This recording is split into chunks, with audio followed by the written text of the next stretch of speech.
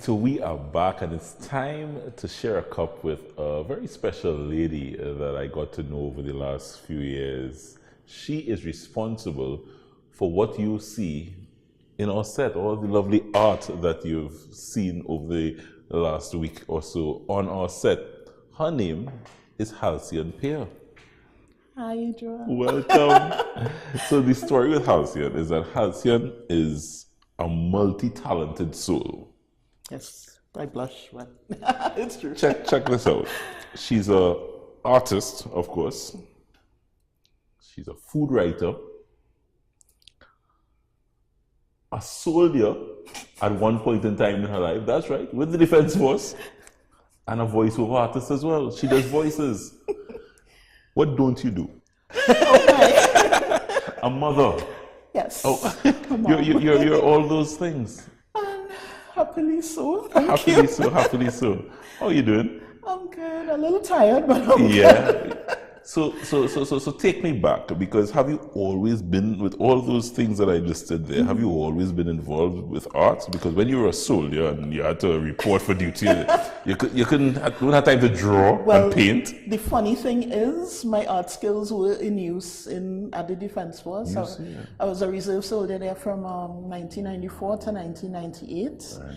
And I was attached to I worked in various departments, but my main thing was the MT department, military transport, and that's where the art skills came into being, because every independence, the camp gets spruced up, all the capstars, badges of rank and so on the walls, they have to get tidied up, neatened up.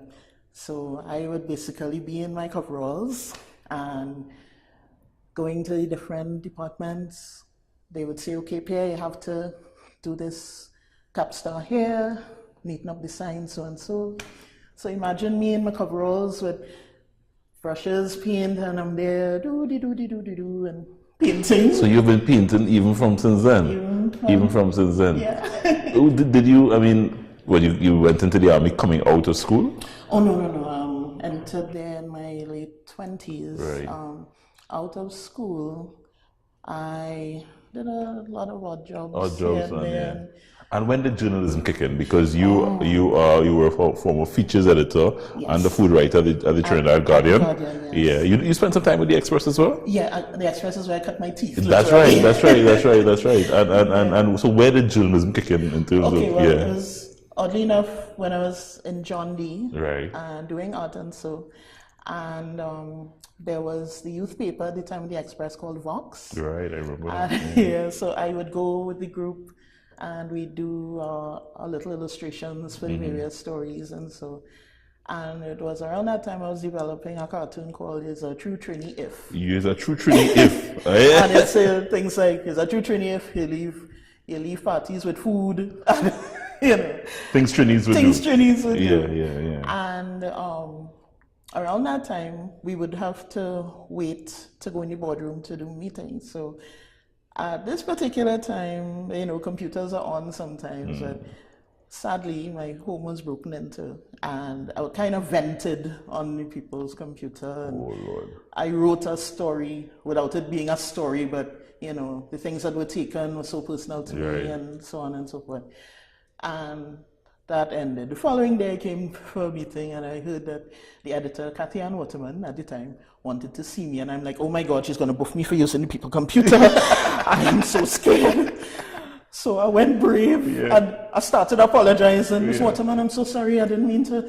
And she's like, no, sit down, relax. I would like to know if you would mind if I use your story in our neighborhood news section. You're serious? So I'm like, what? I said, well, no, she said, I read what you wrote, and I loved it. It was really, really good. And she used it? And she used it, and also offered me a job. She offered you a job at the moment. The piece was that good. It was that good. It was called Burglars Who Came to Breakfast, because they robbed me and ate my food too. So did you know you had a writing knack? I know I did well in English in school. you know, I loved writing, I love reading stories, and there's a kind of escapism to it. And all of a sudden it now became your profession. It became my profession. I mean, I love the written word that much, you know, I'm a bit of a grammar nut, you know. So that kind of tore you away from art a bit? For a while, yeah. And now that said you've parted ways with the Guardian, and we have, yes. you have now reconnected with your art. Talk to me about your style. You're a Neopop artist. Yes. Neopop. Neopop. For those folks who may not know what a Neopop artist is, explain what that is. All right. The best explanation I can give is those of you who know about Andy Warhol from the 60s, sorry. I wasn't born yet. Oh, well, I was kind of on the edge, you know. Yeah, but he was a popular... He was the pop artist du jour. Right.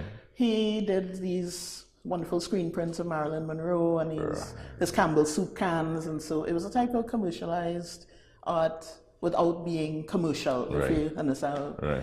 And from the Neopop movement came Neopop,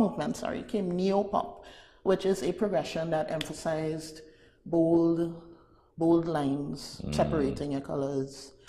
And another, Neopop artist that you may be familiar with is Roy Lichtenstein. He would take the comic panels with the damsel in distress crying and the tears and, oh, he's left me, and you know, the tears and so on. And he blew them up 18 by 24 and larger.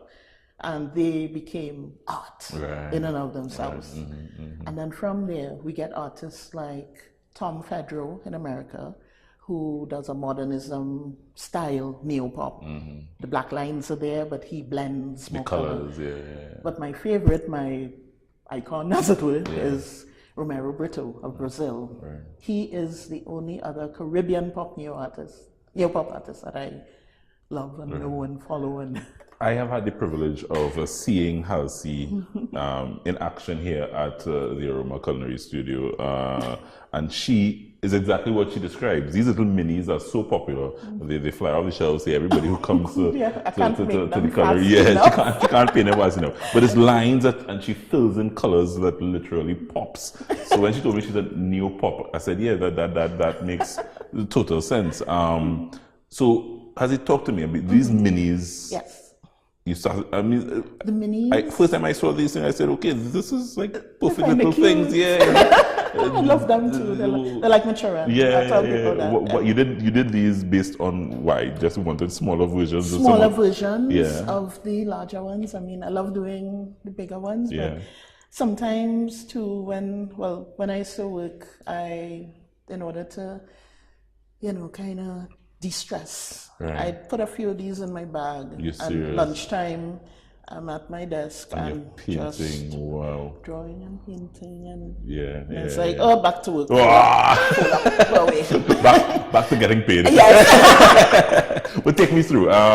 Some of the pieces on the wall, such fantastic pieces. It lit up our studio. So my favorite one. Let's start with my favorite one. All those folks having a ball, looking like they're partying. They are partying. What's the concept there? The inspiration was the song by Ultimate Rejects, We Jamming Still. And that's the name of the painting, actually, because it was also the first time that a song has influenced a piece of art. Usually I work with music in the background.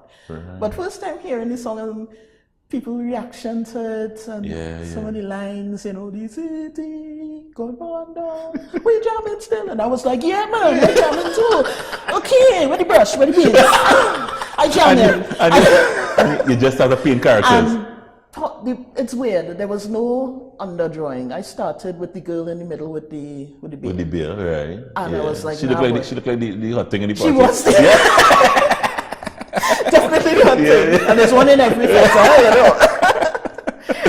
So it started with her, and then I was like, nah, she had to have some man tracking shoes. Right. That's a strong man. The red man. You come here, Smalley, come here, and then, the doubles man take a break, he in the corner, he say, hey, let me see what's going on here, boy. Hey, Smalley looking good, boy.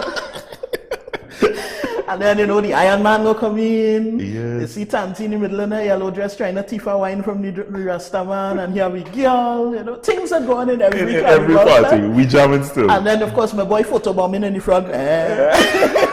I love it. That one is also one of my favorites. Oh, this. It's a cocktail pick. A cocktail something. Yeah. I actually called it Sex and the City. 4 friends, 4 different drinks. Right. So we have a pina colada, strawberry daiquiri, a mango margarita, and a mojito. The colors just pop, honestly. The colors just pop. That one furthest from me, there's a favorite of many folks who come in. Ah, yes. It just says so much. Lady with her. Yes. The Is she topless topless? self. She's topless. She took off the bikini top, yes. Right. Where did your head go with that one? It was in Maracas, actually. Because I haven't been to the beach in a very long time. Right.